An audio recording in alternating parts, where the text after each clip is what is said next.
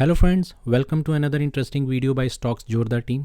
जैसा कि आपने थंबनेल से देख ही लिया होगा, ये वीडियो एक्सक्लूसिवली आईपीओ पे होगा और जहाँ पे मैं कवर करूँगा कैसे रिटेल इन्वेस्टर्स आईपीओ में अपना पैसा खोते हैं, क्यों आईपीओ फेल होते हैं, आईपीओ में पैसा लगाने और बड़े प्रॉफिट कमाने का क्या मेथड है, और आखिरी में हम डिस्कस करेंगे 2023 में आने वाले कुछ चुनिंदा आईपीओ। वो लोग जिनके लिए ये टर्म बिल्कुल नहीं है उनको मैं बता दूं कि आईपीओ या इनिशियल पब्लिक ऑफरिंग एक प्रोसेस है जिससे कि प्राइवेटली ओन्ड एंटरप्राइज एक पब्लिक कंपनी में तब्दील हो जाती है और जिसके शेयर स्टॉक एक्सचेंज पर ट्रेड किए जा सकते हैं। काफ़ी सारे रिटेल इन्वेस्टर जो आईपीओ के लिए अप्लाई करते हैं उनको इस जानकारी का अभाव होता है कि एक कंपनी की वैल्यू कैसे तय की जाती है। तो पब्लिक इशुएंस और स्टॉक एक्सचेंज पर लिस्ट होने से पहले एक इन्वेस्टमेंट बैंक को हायर किया जाता है जो कि कंपनी और उसके शेयर्स की वैल्यू तय करता है। इसके बारे में हम वीडियो के आखिरी भाग में जानेंगे, पर सबसे पहले हम बात कर लेते हैं कि एक रिटेल इन्वेस्टर आईपीओ में अपना पैसा कैसे गंवाता है।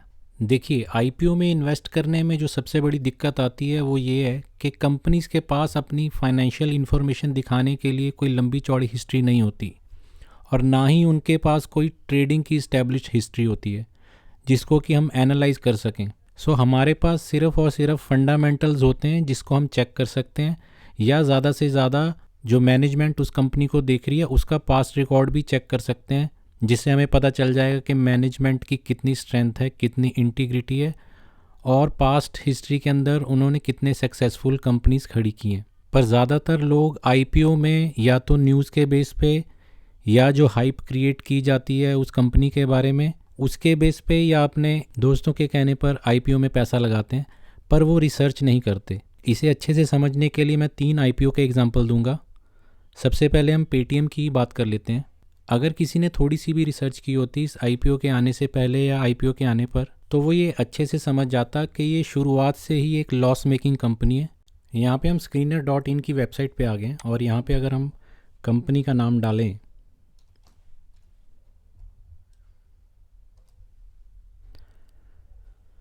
तो यहाँ से भी आप देख सकते हैं। हालांकि जब आईपीओ फ्लोट होता है तो उसके साथ वो फाइनेंशियल इन्फॉर्मेशन भी आती है लगभग पिछले 3 से 4 क्वार्टर की। तो यहाँ से आप देख सकते हैं कि return on capital employed minus में, रिटर्न ऑन इक्विटी माइनस में, बुक वैल्यू 204 है और इसका जो प्राइस था आईपीओ के टाइम लगभग 2100 रुपये के आसपास, तो 10 गुना उस टाइम मांग रहे थे। तो कितनी बड़ी प्रॉब्लम शुरू से ही थी, ओवर वैल्यूड था, लॉस मेकिंग था।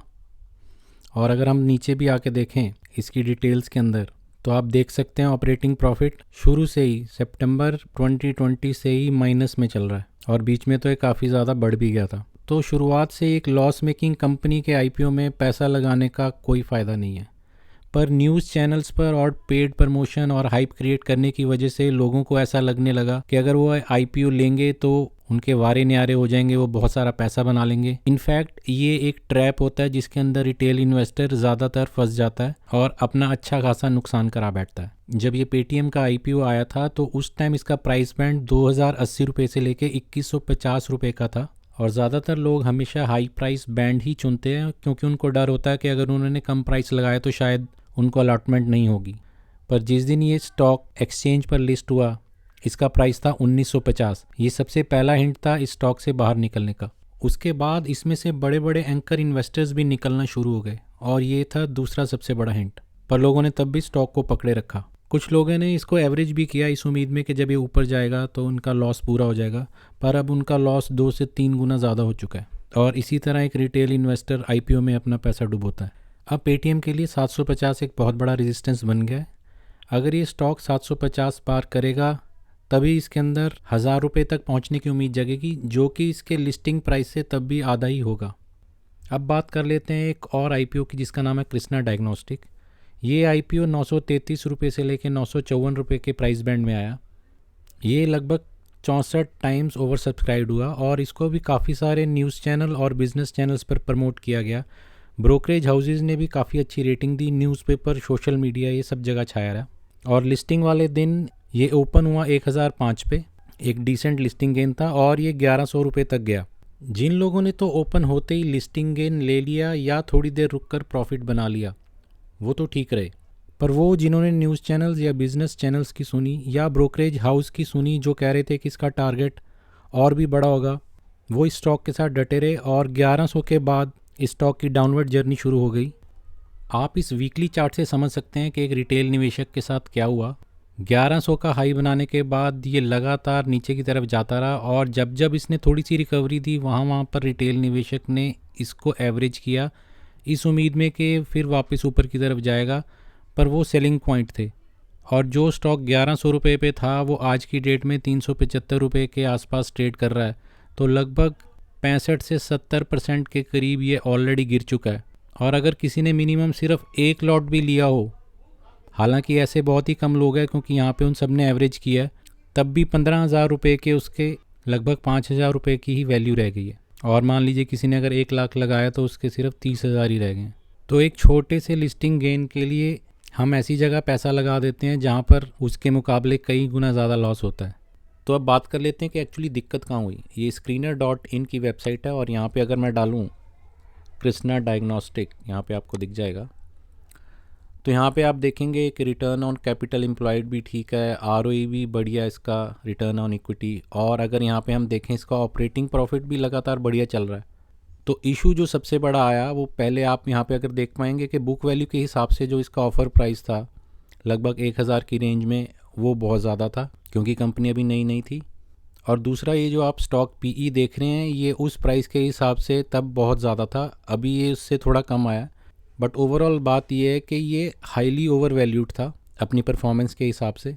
और जब भी कोई IPO ओवर वैल्यूड होता है और मार्केट में लॉन्च होता है तो मार्केट में ही उसकी असली वैल्यू पता चल जाती है, और वही स्टॉक के साथ हुआ। और दूसरा हिंट आपको तब मिलता है कि जब बड़े बड़े प्रमोटर्स और इन्वेस्टर्स उस कंपनी को छोड़ना शुरू कर दें। और कृष्णा डायग्नोस्टिक में हम इसको शेयर होल्डिंग पैटर्न से ज़्यादा अच्छे से समझ सकते हैं। यहाँ पे अगर आप देखेंगे कि सितंबर 2021 में जहाँ FII और DII के पास 6% और 30% तक का स्टेक था, वो दिसंबर 2022 तक 4% और 19% ही रह गया। सो लगभग इन्होंने 30 से 40% जो है अपना हिस्सा निकाल दिया। और पब्लिक की अगर आप बात करें तो ये सारा माल पब्लिक को ही चिपकाया गया, जिसकी स्टेक 36% से बढ़कर अब 48% हो गई। तो ये भी एक प्रॉक्सी इंडिकेटर है हमारे लिए कि अगर ये बड़े स्ट्रॉन्ग हैंड्स निकल रहे हैं तो इसका मतलब इन्हें किसी चीज़ का तो पता है जो हमें नहीं पता। बट रिटेल इन्वेस्टर को ऐसा लगता है कि शायद मुझे ये स्टॉक सस्ते में मिल रहा है, ये पहले तो 1,000 रुपये का था अब तो 400 रुपये का रह गया या 500 रुपये का रह गया। तो ये अप्रोच बिल्कुल सही नहीं है क्योंकि इससे और भी ज़्यादा लॉस हो सकता है। अगले सेक्शन में जाने से पहले हम अपने तीसरे और आखिरी IPO का एग्जाम्पल डिस्कस करेंगे जो कि नाइका का है, क्योंकि इसके तार कहीं ना कहीं अगले सेक्शन के साथ जुड़े हुए हैं। नाइका के केस में भी खूब हाइप, खूब प्रमोशन हुई, सेलिब्रिटीज़ ने इसके ब्रांड को इंडोर्स किया। इस IPO का ऑफ़र प्राइस था 1,085 रुपये से लेकर 1,125 रुपये के प्राइस बैंड में। स्टॉक की लिस्टिंग 2,001 रुपये पे हुई, जो कि बहुत ही बढ़िया प्रीमियम था, लगभग 80% का। और हमेशा की तरह जिन लोगों ने लिस्टिंग गेन ले लिया वो फ़ायदे में रहे। पर वहीं से गेम शुरू होती है क्योंकि उसी टाइम आपको ब्रोकरेज हाउस और बड़े बड़े न्यूज़ चैनल ये बताएंगे कि इसका टारगेट अभी और भी ऊपर जाएगा।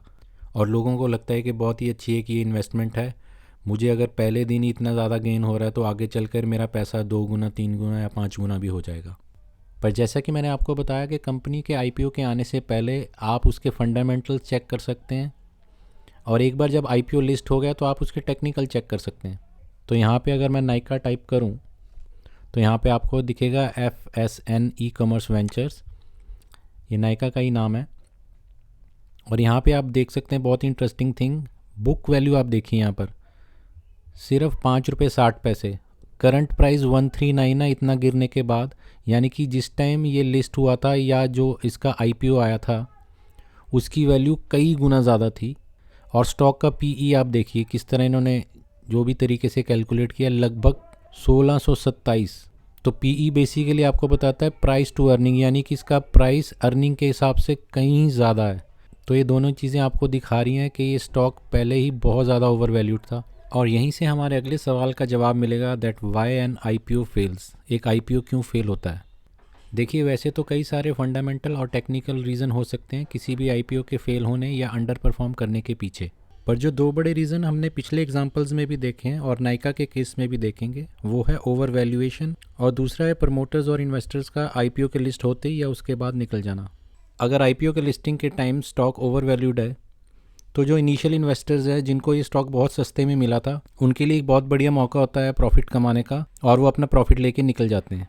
जैसा कि पेटीएम, कृष्णा डायग्नोस्टिक, नायका, जोमेटो, इन सब के साथ हुआ। अब नायका का केस बहुत इंटरेस्टिंग है क्योंकि इनको इतने बड़े फंड की रिक्वायरमेंट नहीं थी, बट फिर भी एक बहुत बड़ा आईपीओ लेके आए क्योंकि जो इनके अर्ली स्टेज इन्वेस्टर्स थे उनके लिए बाहर निकलने का एक आसान और प्रॉफिटेबल रास्ता बना दिया। नायका अपनी parent company एफएसएन e commerce ventures limited के लिए लगभग 5350 करोड़ का आईपीओ लेके आया, जिसमें से लगभग 90% ऑफर फॉर सेल था जो कि इसके अर्ली इन्वेस्टर्स द्वारा किया जाना था। यानी 5350 करोड़ में से 4720 करोड़ के शेयर अर्ली इन्वेस्टर्स ने बेचने थे और उन्होंने ये शेयर्स बेचे भी, जो कि रिटेल इन्वेस्टर्स और अदर म्यूचुअल फंड हाउसेज ने खरीदे।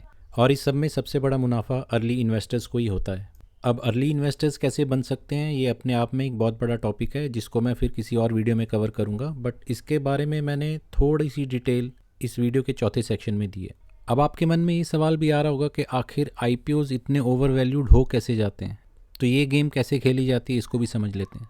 एक पब्लिक कंपनी बनने से पहले एक प्राइवेट कंपनी के पास कुछ प्री सीडिंग फंडिंग होती है जहाँ से ये सारी गेम शुरू होती है, क्योंकि यहाँ से ही वो एक हाइपोथेटिकल प्रोजेक्शन बनाकर बड़े बड़े सेलिब्रिटीज़ और एचएनआई यानी कि हाई नेटवर्थ इंडिविजुअल्स को अप्रोच करते हैं, जहाँ पे वो उन्हें दिखाते हैं कि कुछ ही महीनों के अंदर कैसे वो अपने पैसे को कई गुना कर सकते हैं। और एक सीरीज ऑफ राउंड होते हैं जहाँ पर हर सीरीज के अंदर इसकी वैल्यूएशन को बढ़ा के दिखाया जाता है और इन्वेस्टर भी यही सोचकर पैसा डालता है कि अगली सीरीज के अंदर जब इसकी वैल्यूएशन और बढ़ेगी तो उनको और ज़्यादा फायदा होगा। और ऐसे करते करते आईपीओ के आने तक इसकी वैल्यूएशन कई गुना तक बढ़ जाती है और जो इनिशियल इन्वेस्टर हैं उनका पैसा अब तक कई गुना बन चुका होता है और उनके लिए बाहर निकलने का बिल्कुल सही मौका रहता है। और इसी तरह हर साल कितने ही आईपीओ आते हैं जहां पर पंप एंड डंप की गेम खेली जाती है और आखिर में नुकसान सिर्फ और सिर्फ रिटेल इन्वेस्टर का ही होता है। तो अब सवाल ये उठता है कि एक आईपीओ को बाय करने का सही तरीका क्या है। एक आईपीओ को बाय करने का सबसे बढ़िया मेथड ये है कि आप उसके लिस्ट होने से पहले ही उसे बाय कर लीजिए। जी हाँ, ये पॉसिबल है और मैं आपको बताऊंगा कि कैसे आप इस मेथड से एक अच्छा खासा प्रॉफिट बना सकते हैं। और दूसरा मेथड ये है कि आप आईपीओ को लिस्ट होने के बाद कुछ दिन सेटल होने दीजिए और टेक्निकली एनालाइज करने के बाद ही उसमें एंट्री कीजिए, क्योंकि जल्दबाजी में ख़रीदा गया ओवर वैल्यूड स्टॉक आपको नुकसान देगा, पर वहीं टेक्निकल एनालाइज किया हुआ स्टॉक चाहे वो थोड़ा महंगा ही क्यों ना हो आपको फ़ायदा देगा। क्या आप किसी भी अनजान व्यक्ति से एक बॉक्स पैक मोबाइल या हेडफोन खरीद लेंगे? नहीं, आप उसको खोल के उसके सारे फंक्शन चेक करेंगे और उसके बाद ही उसकी कीमत तय करेंगे। तो नए स्टॉक्स के मामले में भी आपको ऐसा ही करना चाहिए। अब बात कर लेते हैं प्री आईपीओ इन्वेस्टिंग या अनलिस्टेड शेयर्स की, जिसको खरीदने के लिए एक इंटरमीडियरी की ज़रूरत पड़ती है। इसको नॉर्मली हम एक्सचेंज पर नहीं खरीद सकते क्योंकि ये अभी तक लिस्ट ही नहीं हुए। मैंने खुद ने टाटा टेक्नोलॉजीज़ और सीएसके के शेयर्स खरीदे थे जिनको मैंने 1 साल से पहले ही अच्छे प्रॉफिट में बेच दिया और अभी भी मैंने कुछ अनलिस्टेड स्टॉक्स होल्ड किए हुए हैं। अनलिस्टेड स्टॉक लेने से पहले आपको कुछ रिसर्च करनी पड़ेगी कि कंपनी कैसी है, क्या प्रोडक्ट्स बनाती है और उसका ग्रोथ पोटेंशियल कैसा है। और साथ ही में आपको एक अच्छे इंटरमीडियरी की भी रिसर्च करनी पड़ेगी क्योंकि इसके अंदर बहुत सारे स्कैम्स भी होते हैं। काफ़ी सारी ऑनलाइन कंपनीज आपसे पैसे ले लेती हैं बट आपको अनलिस्टेड स्टॉक्स नहीं देती। तो बेटर है कि आपका जहाँ पर भी डीमैट अकाउंट है आप अपने ब्रोकर से एक बार पूछिए। अदरवाइज जिनके थ्रू मैं डील करता हूँ मैंने उनका लिंक और नाम डिस्क्रिप्शन बॉक्स में दे रखा है, आप उनसे भी बात कर सकते हैं। और अब आखिर में बात कर लेते हैं 2023 में आने वाले कुछ अपकमिंग आईपीओज़ की। ये कुछ बड़े नाम हैं जिनके आईपीओ 2023 में आने वाले हैं और इसमें से सबसे ज़्यादा इस टाइम जो चल रहा है वो है एनएससी। बट जैसा कि मैंने आपको बताया कि आप खुद से रिसर्च कीजिए और अपने टाइम फ्रेम और बजट के हिसाब से ही इन्वेस्ट कीजिए। जो बातें मैंने आपको इस वीडियो में बताई हैं अगर आप उसका ध्यान रखेंगे तो आप प्री आईपीओ और आईपीओ दोनों में ही पैसा बना सकते हैं। वैसे मैं आपको बता दूं कि पिछले कुछ आईपीओज़ की हालत देखते हुए सेबी ने अब आईपीओज़ वैल्यूएशन के नियम काफ़ी सख्त कर दिए हैं जिससे कि रिटेल निवेशक को फ़ायदा होगा। तो दोस्तों ये था आज का वीडियो। अगर आपको ये वीडियो पसंद आया हो तो please like, share and subscribe. अगर अनलिस्टेड स्टॉक से रिलेटेड या आईपीओ से रिलेटेड आपका कोई भी क्वेश्चन है तो आप कमेंट बॉक्स में मुझे लिख सकते हैं। जल्दी मिलते हैं एक नए और इंटरेस्टिंग वीडियो के साथ। Thank you.